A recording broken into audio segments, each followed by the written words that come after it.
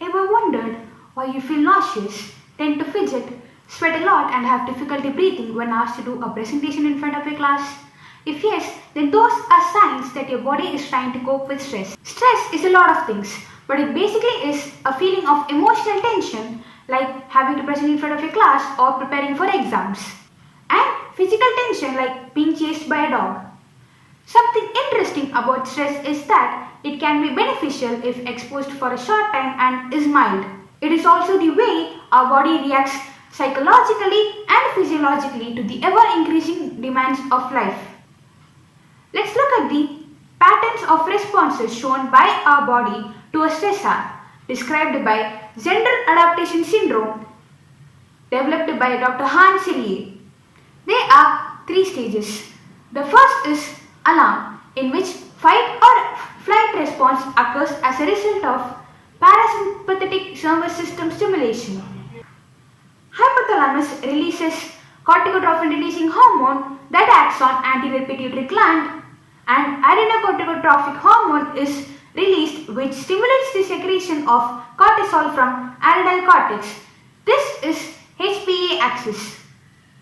By negative feedback mechanism, high cortisol inhibits hypothalamus from secreting corticotrophin releasing hormone, and normal internal environment or homeostasis is brought about. Thus, body copes with stress.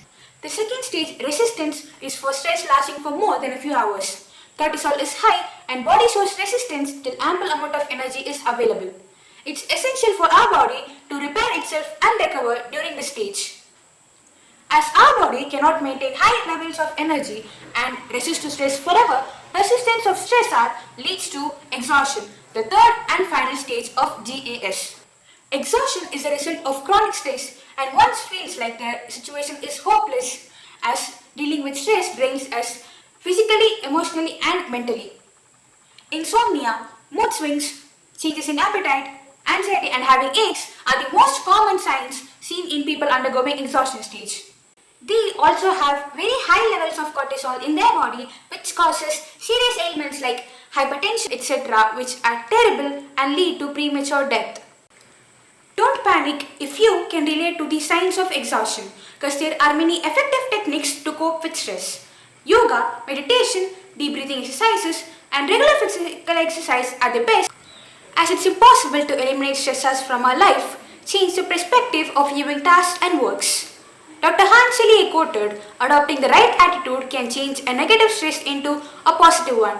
So the next time when things get out of control, don't cry, just try.